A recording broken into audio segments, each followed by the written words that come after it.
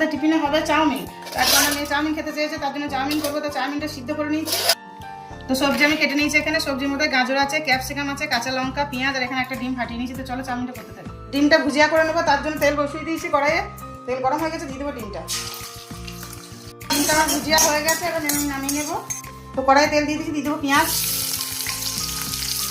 লঙ্কাটা দেবো। তো পেঁয়াজ একটু ভাজা হয়ে গেছে, দিয়ে দেবো গাজরগুলো, একটু নুন দিয়ে দেবো, ভেজে নেবো গাজরটা। তো গাজরটা ভাজা হয়ে গেছে, এবার দিয়ে দেবো ক্যাপসিকাম দিয়ে। ক্যাপসিকামগুলো হালকা করে ভেজে নেবো।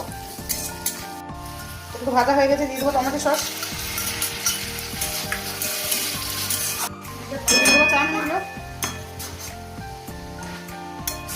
নুন, দিয়ে দেবো একটু গোলমরিচ, সামান্য একটু চিনি, আর দিয়ে দেবো ডিম ভুজিয়াটা।